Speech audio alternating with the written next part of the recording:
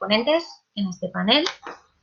Él es Andrés Boix Palop, licenciado en Derecho y doctor en Derecho por la Universidad de Valencia, y en la actualidad profesor titular de Derecho Administrativo de la misma universidad. Ha realizado estancias de investigación en distintas universidades europeas, alemanas y francesas, e imparte docencia en Derecho y Periodismo en distintos másteres de la Universidad de Valencia. Es autor, además, de un centenar de trabajos sobre temas de derecho público.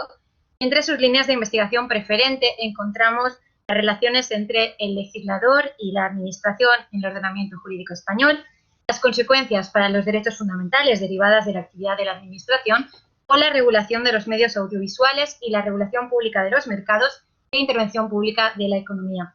Ha sido investigador principal de distintos proyectos y es parte de redes de excelencia investigadora, además de colaborar con distintas asociaciones dedicadas a la defensa de los derechos humanos y el medio ambiente, y posee un blog sobre derecho público que es uno de los más leídos en la materia. No se trata de hacer leer. Colabora habitualmente con la edición valenciana del diario El País, con columnas sobre la actualidad del derecho público. Sin más, cedo la palabra en segundo lugar al profesor Andrés Boix Palop, con la ponencia La participación ciudadana en los procedimientos de elaboración de normas, reglamentos y de diseño de herramientas algorítmicas empleadas por la Administración. Gràcies per la seva participació i endavant. Bon dia a tots, moltes gràcies, Anna, per aquesta amable presentació y gracias a todos por estar ahí. Buenos días a todos. Bien, en primer lugar, además de agradecer la participación, agradecer a los ponentes que me han precedido, tanto los del viernes como los de hoy, por sus interesantísimas exposiciones y todo lo que estamos aprendiendo. Yo me temo que algunas de las que voy a contaros quizás serán un poco superfluas a partir de lo que hemos visto y otras a lo mejor demasiado referidas a obsesiones concretas de quienes como yo nos dedicamos al derecho administrativo y entonces a veces no tenemos tendencia a irnos a cuestiones de demasiado detalle. Espero que me lo disculpéis, pero bueno, creo que también alguna idea interesante os puede surgir de esta experiencia española de cómo lo está haciendo la administración.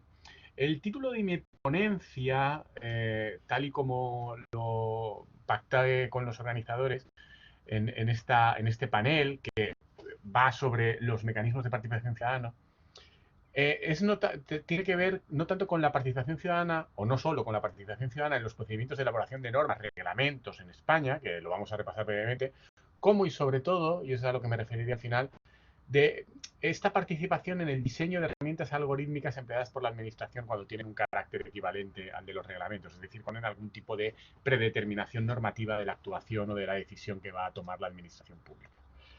Y es decir, que voy a tratar ambas cosas. Ya digo, esta última a lo mejor es muy de detalle y muy concreta, pero creo que es interesante porque refleja muchos de los problemas que han ido surgiendo en las ponencias anteriores, ¿no?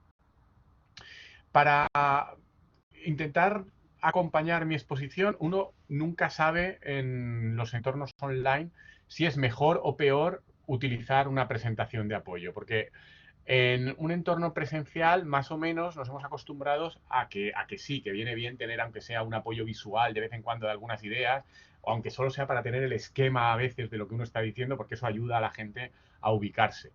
Pero a la vez te tienen a ti y te ven. Aquí el problema es que, como sabéis, en el momento en que yo pongo la presentación os aparece en grande y a mí prácticamente no se me ve, bueno, se me ve en pequeñín. Entonces, si os aburrís mucho de la presentación, lo que sí que podéis hacer es, creo, picar en la imagen donde estoy yo y entonces me veis a mí, y si luego os aburrís de mí, podéis picar en la presentación. Es decir, es un poco a gusto del consumidor, pero que sepáis que existe esa alternativa, porque a mí me pasa que cuando estoy en los seminarios virtuales me cansa un poco el ver una presentación y una voz en off. Entonces, no hay ninguna herramienta que combine las dos cosas en igualdad de condiciones, que creo que es más chulo, ¿no? El ver a tanto la presentación como al señor o señora que está contándote la historia. Bueno, yo paso a usar la presentación y me podéis poner también en grande cuando queráis, porque sí que creo que al menos para que tengáis también este apoyo visual de lo que voy diciendo, viene bien. Bueno, pues bueno, como decía, yo voy a hablar de eso, de participación ciudadana en los procedimientos de elaboración de normas, reglamentos y diseño de herramientas algorítmicas empleadas por la administración pública, ¿vale?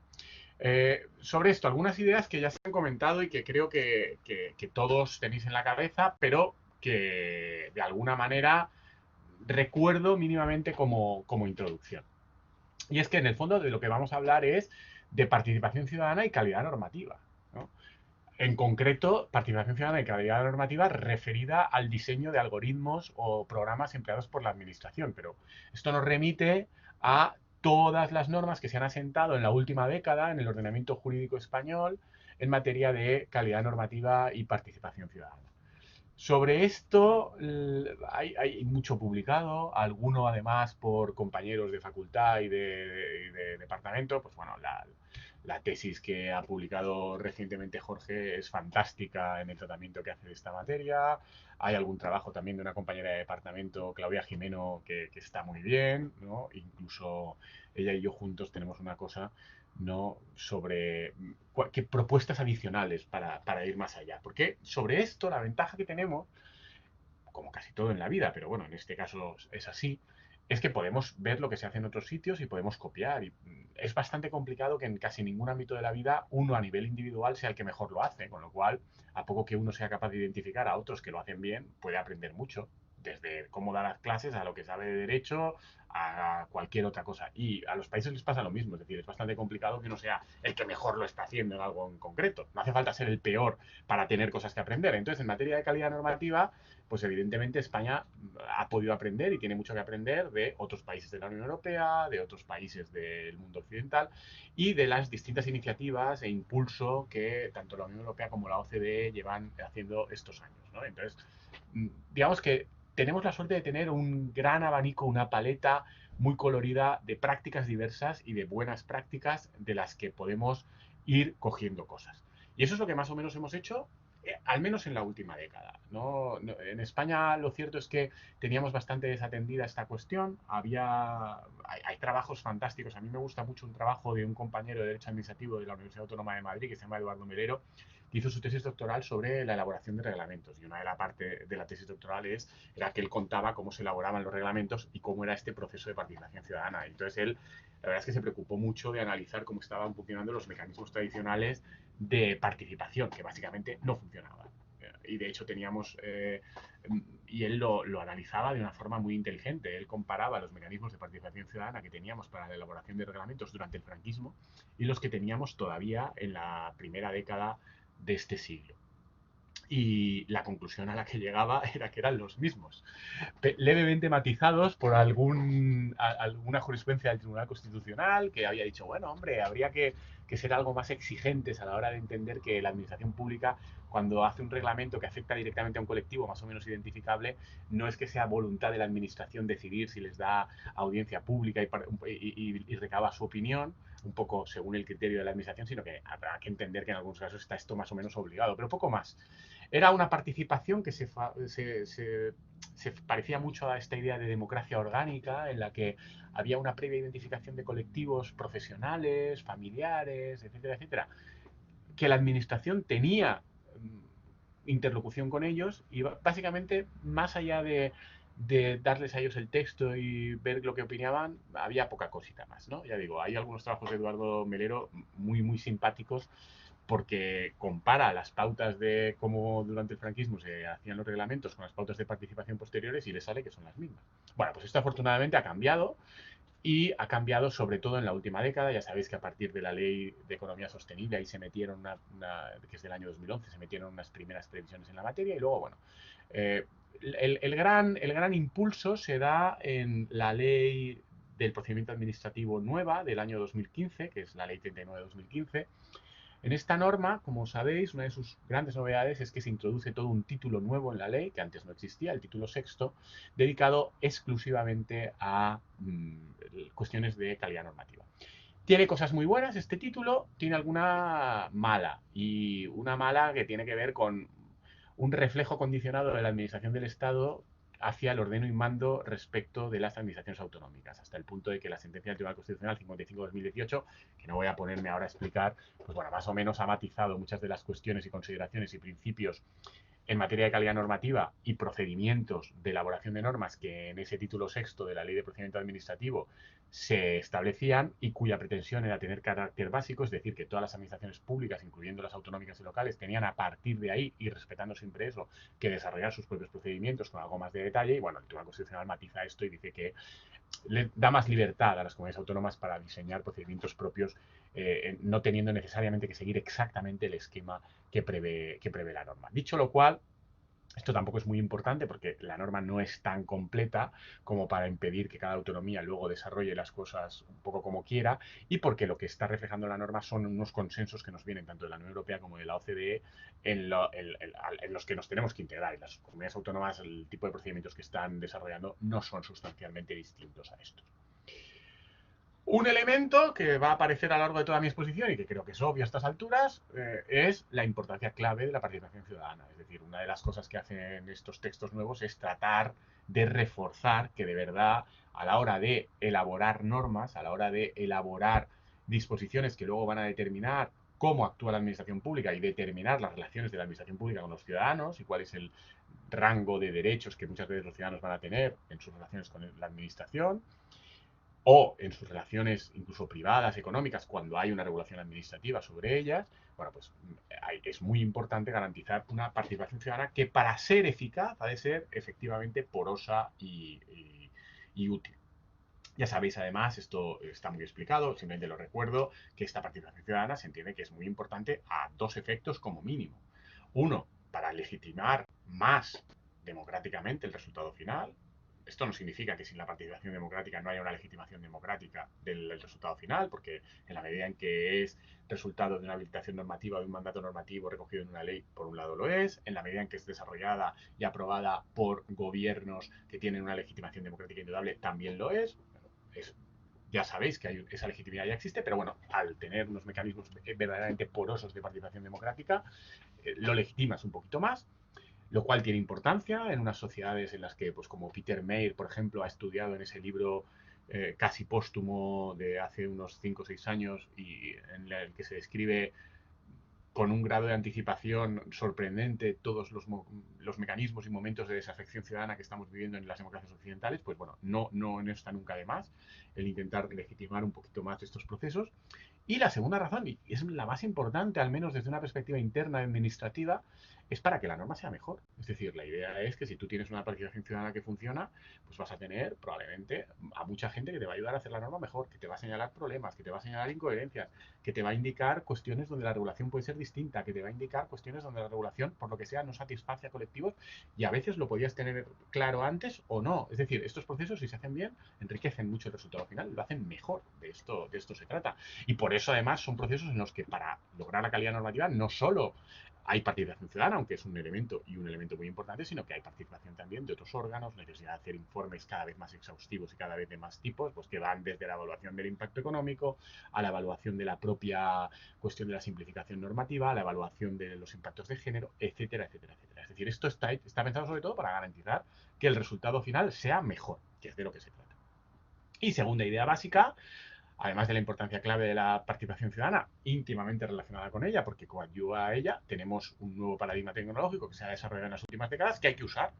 Entonces, el impacto de las nuevas tecnologías sobre esta nueva regulación y estos nuevos procesos es enorme y evidente. Por un lado, como una herramienta extraordinariamente útil para lograr esa mayor porosidad de la participación ciudadana, a veces incluso excesiva. Se pone siempre el ejemplo, por ejemplo, de la norma en materia de neutralidad de la red que la administración Obama en los Estados Unidos trató de impulsar, que generó mucha controversia y que llegó a provocar hasta 4 millones de alegaciones ciudadanas. Evidentemente, esto plantea a veces problemas de gestión, plantea problemas de que hay muchas aportaciones que son repetidas, lo cual, por un lado, facilita la gestión porque puedes responder con una respuesta tipo, pero por otro lado dices, bueno, pues este tipo de respuesta, de propuestas tipo no se podrían articular de otra forma. Pero bueno, estamos aprendiendo también a hacer esto.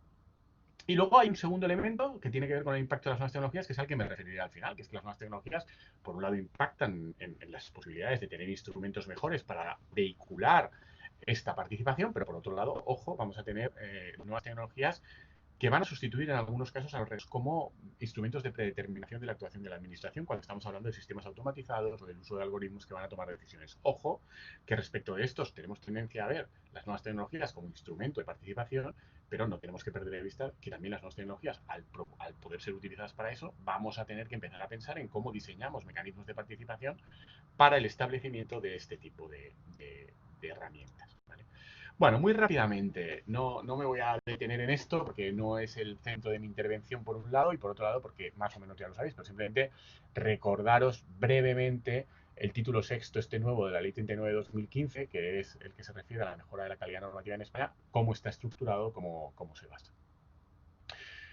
Este es el artículo 129 de la ley, en la que están los grandes principios de buena regulación, que básicamente se basan en la idea de que hay que regular solo cuando sea necesario, a partir de una evaluación clara, de forma que haya seguridad jurídica, de forma que haya transparencia, de forma que se garantice esa evaluación tanto ex ante como ex post de la norma, ex ante para ver si es necesario y qué es necesario, con mucha participación pública para que el resultado sea mejor, con todos los informes adecuados, en un procedimiento que sea transparente, que garantice la seguridad jurídica. De hecho, ya sabéis que a este efecto incluso hay una discusión, el Estado incluso lo ha pretendido aplicar en el reglamento de desarrollo, ¿no?, sobre cuándo tendrían que entrar en vigor las normas, ¿no? Se pretendía por la Unión Europea y el Estado, ya digo, que lo intentó vehicular, aunque luego no se está haciendo, ¿no? Que entren en vigor las reformas reglamentarias, por ejemplo, solo el 1 de enero y el 1 de junio, y el 1 de julio, ¿no? 2 veces al año y cosas así, para garantizar esa seguridad jurídica a empresas y personas. Es decir, sobre esto hay muchas cuestiones. Veréis que en la norma está en negrita la idea del Consejo de Gobierno respectivo de las consejerías de gobierno, porque al margen de los principios de buena regulación, el Tribunal Constitucional matiza por cuestiones de competencia en su sentencia 55-2018 hasta qué punto se pueden aplicar o no a las comunidades autónomas. Lo que sí que tiene claro es que esos incisos que están en negrita serían inconstitucionales porque no pueden ser norma básica. ¿Vale? He ido hacia atrás. Vale. Luego, segundo elemento clave de esta nueva regulación. El segundo elemento clave es una gran incidencia novedosa en España, porque era poco habitual, en la idea de evaluación normativa.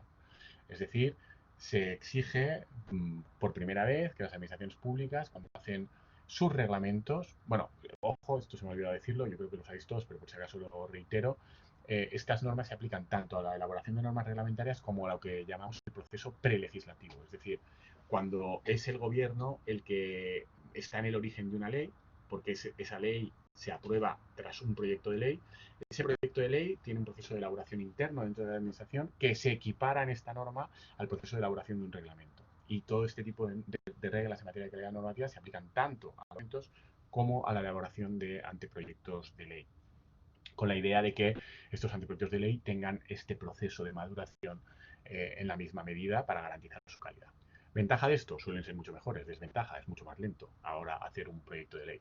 Esta lentitud de hacer proyectos de ley probablemente explica la pasión con la que ahora nuestros gobiernos legislan por decreto de ley, porque como a los decretos de ley esto no se les aplica, porque son urgentes, pues entonces te libran todo esto. Bueno, entonces, esta evaluación normativa es muy importante porque es previa, pero también la ley pretende que se haga ex post, es decir, que cuando se hacen reformas luego podamos analizar también a posteriori si han cumplido con lo que se pretendía, si efectivamente se están desarrollando y se están aplicando como tal, cuáles son sus efectos, si sus efectos son los deseados o no, hay cosas que faltan, este tipo... Ah, que levante la voz, no se me oye bien. Vale, gracias por el aviso, Remedio. Vale, entonces, tercera idea que tenemos en la nueva norma, ¿no? Publicidad de las normas. Esto es muy evidente, pero lo he resaltado y lo he incluido aquí porque me va a servir para la última parte, cuando hable de los algoritmos, sobre la publicidad de los algoritmos. Y aquí voy a leer, ¿no? El artículo 131 de la Ley Nueva de Procedimiento Administrativo no hace sino establecer una idea que ya está en la Constitución, que está en nuestro derecho público, que está en el Código Civil también. Dice, las normas con rango de ley, los reglamentos y las disposiciones administrativas habrán de publicarse en el diario oficial correspondiente para que entren en vigor y produzcan efectos jurídicos. Es decir, que para que produzca efectos jurídicos cualquier norma con vocación de predeterminar la actuación de la administración, esto se tiene que publicar. ¿Dónde? En el diario oficial correspondiente. ¿Vale? Y ya luego el diario oficial correspondiente, y además puede haber otros mecanismos adicionales de publicidad, dice la norma, pero ya el boletín oficial correspondiente ya, pues bueno, puede ser el boletín oficial del Estado, que además ya sabéis que para todas las administraciones estatales, autonómicas y locales es obligatorio que se envíe al menos al boletín oficial del Estado, ¿no?, hasta un determinado nivel normativo, y luego ya en el tuyo propio. Pero lo importante es que esto tiene que estar publicado. Es decir, la idea básica que reitera tan tarde como en 2015 la ley 39 de 2015 es que cuando tenemos algo que va a predeterminar normativamente cómo funciona la administración, tiene que estar publicado. Y es bastante obvio, por una cuestión evidente de seguridad jurídica y de defensa de los derechos de los ciudadanos. Cuarta idea, sobre esta paso más por encima, es decir, igual que hay una evaluación, tiene que haber una planificación. Se pretende, se aspira, aunque luego los decretos ley por urgencia o la realidad se cargue esta realidad, que como hay una evaluación, esta evaluación lleva un tiempo, pues esto tiene que ir acorde a una planificación. Es decir, que con cierta antelación la administración ha de decir, bueno, lo siguiente que voy a reformar es esto, porque es necesario reformarlo por esta y esta razón. Y entonces, bueno, todos los años las administraciones públicas están aprobando un plan anual normativo que dicen, en el que más o menos indican qué es lo que pretenden reformar y por cuáles son las razones por las que creen que hay que reformar esto. Y lo más importante de esta nueva reforma, como sabéis, es el nuevo artículo 133, que es el referido específicamente a cómo vehiculamos a partir de ahora la participación de los ciudadanos. Y aquí hay una serie de rasgos que simplemente leyendo el artículo 133 voy a reseñar, ya digo, de forma bastante rápida. Primero, la introducción por primera vez en España de la idea de que con carácter previo a la propia elaboración del proyecto, es decir, antes de tener un proyecto que sometemos a información pública o a consultas con los colectivos más implicados, antes de eso pasa a ser obligatorio elaborar, realizar una consulta pública. Además, electrónicamente, tiene que estar publicada a través del portal web de la administración competente para recabar la opinión general de la ciudadanía y de los sujetos especialmente implicados y las organizaciones más representativas sobre esa idea que va en la planificación normativa de qué es lo que se quiere hacer, qué se quiere solucionar, por qué es necesario, cuáles son los objetivos, posibles alternativas e incluso la alternativa de, oiga, no regulen, porque no haría falta, ¿vale? Bien, esta es una de las principales novedades. Eso sí, esto no es necesario siempre. No es necesario, por ejemplo, para cuestiones que no afecten a derechos e intereses legítimos de las personas. Por ejemplo, para todas las cuestiones internas de la administración, ¿vale? Es obligatorio básicamente para aquello que metes en el plan normativo, que entiendes que vas a hacer, que planificas con tiempo, tampoco ocurre cuando lo haces por decreto ley a prisa y corriendo, y cuando va a afectar a los derechos de los ciudadanos. Bien, esa, ya digo, es la primera idea. Segunda idea, esto no es incompatible, tanto si se hace como si no, con que tú recabes directamente la opinión de las organizaciones a las que crees más interesadas en esto. De hecho, esto es una idea sana. Es decir, si tú tienes controlado que hay gente que efectivamente sabe mucho de esto y tiene mucho interés en esto, pues busca su opinión, ¿vale? No es incompatible con esto. Busca su opinión que puedes vehicular a través de esto si lo pones en marcha o a través de otras vías, ¿vale? Tercera idea. No basta con decir, oiga, deme usted su opinión, sino que a ser posible la administración ha de aportar, y esto se hace cada vez mejor, y el hecho de que la participación sea electrónica ayuda mucho a hacerlo. Cuanta más información aporte sobre esto, informes previos que tenga la administración, qué trabajos previos tiene, qué evaluación se ha hecho, etcétera, etcétera, mejor que esté en la web. Y por último, cuando ya tenemos la propuesta, pasamos a hacer la fase de información pública tradicional, que eso ya es con el borrador, en el que tú ya tienes efectivamente una propuesta de texto articulado, etcétera, etcétera, y junto con todos estos informes la pones y entonces ahí ya haces e inicias un periodo de alegaciones. Muy importante la idea también de que a estas alegaciones que hagan los ciudadanos hay que responder, la administración tiene que responder, e incluso, aunque no lo dice la ley, añado, estaría bien que esta respuesta apareciera en la propia web. A estos efectos, simplemente comentar, la posibilidad de usar mecanismos electrónicos permite hacer virguerías y hasta la fecha pues no lo estamos aprovechando.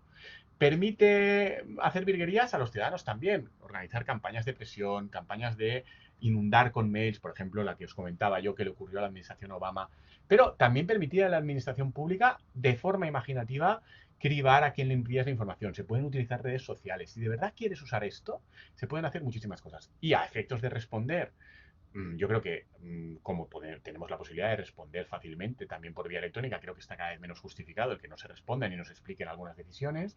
Y a efectos de dar toda la información complementaria, que históricamente se decía, no, es que la información complementaria, ¿cómo la vamos a poner? No, no, al revés. Ahora es cada vez más fácil ponerla. Imaginad, por ejemplo, en un plan general de ordenación urbana que históricamente te decían, no, es que, hombre, usted para consultar los planos de la propuesta tiene que venirse aquí, se los damos y esto es complicado y poco a poco. No, ahora los planos yo no veo ningún problema en que estén en Internet. Aún así, sigue habiendo muchos recelos y ciertas reticencias a hacerlo así. Esto es una cosa en la que se tiene que avanzar, en ir dando no solo la posibilidad de participar, sino la posibilidad de participar con toda la información y que esté toda esta información en la web.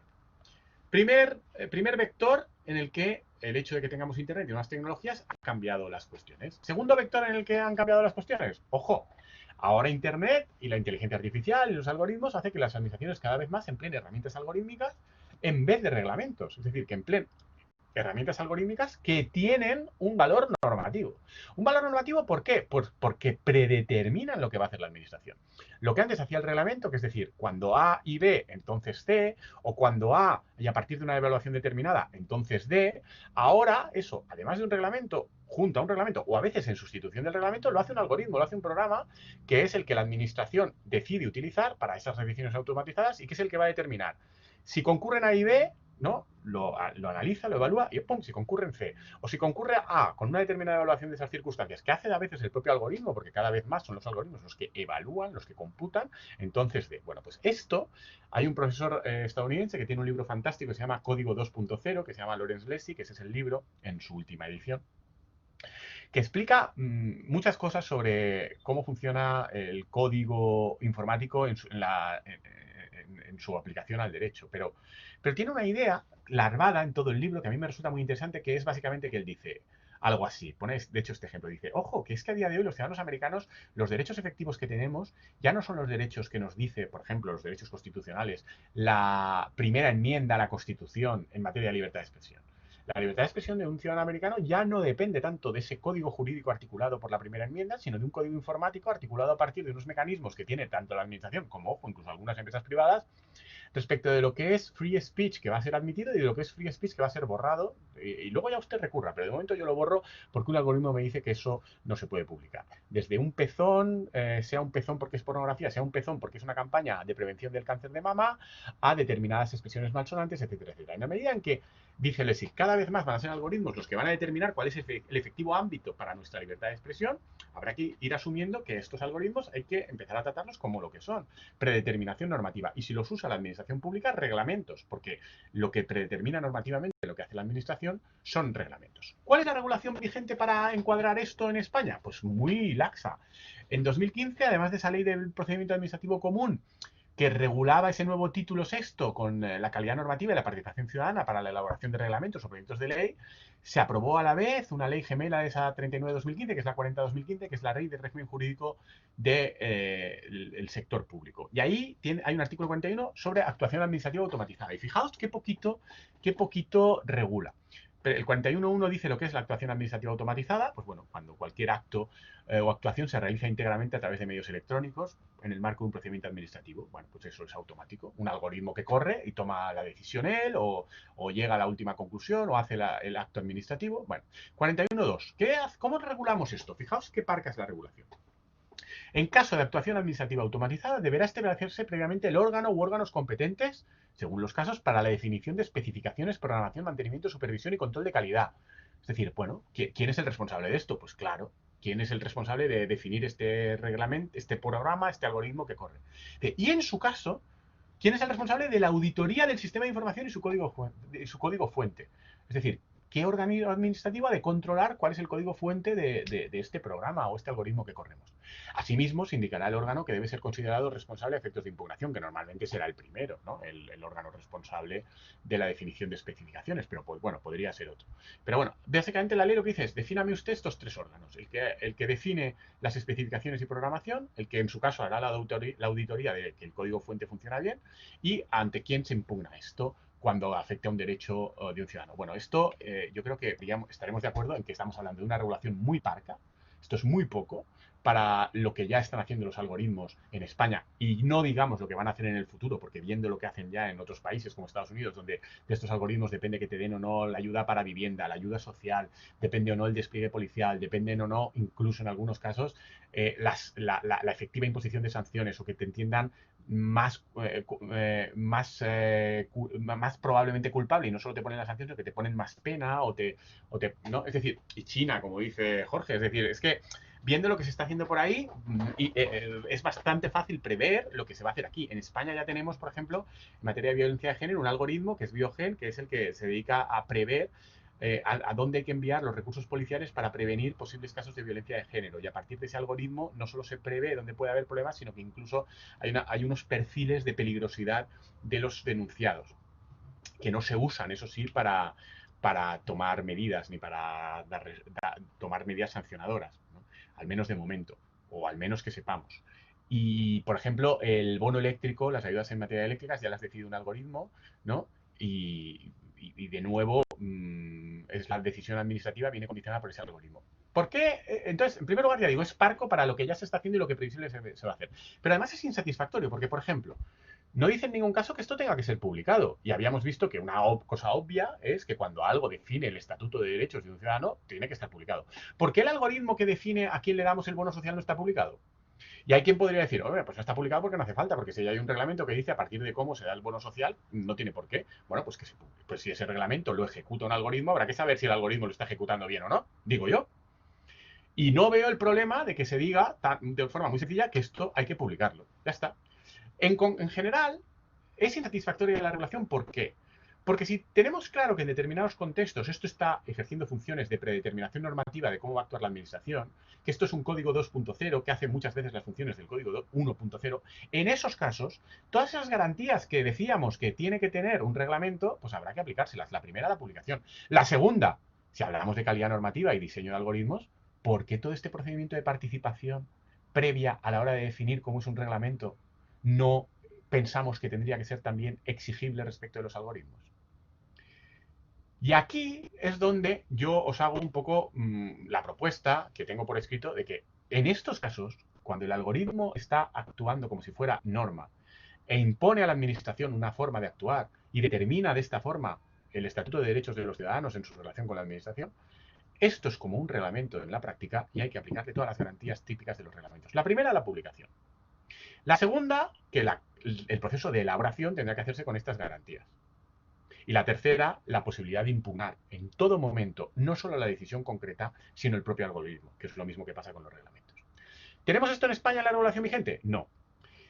¿Lo tenemos en Europa? Tampoco, porque la regulación vigente en España es coherente con la norma que tenemos en estos momentos en la materia, que no está en una norma específica sobre esto, sino que está de pasada un poco en el Reglamento General de Protección de Datos, y que en el fondo viene a establecer básicamente lo mismo, que es que hay que tener el control respecto de quién lo hace, hay que tener el control respecto de cuál es la lógica de la decisión que sigue el algoritmo, la lógica de la programación, pero no tiene por qué estar publicado el código fuente y no tiene por qué ser conocido.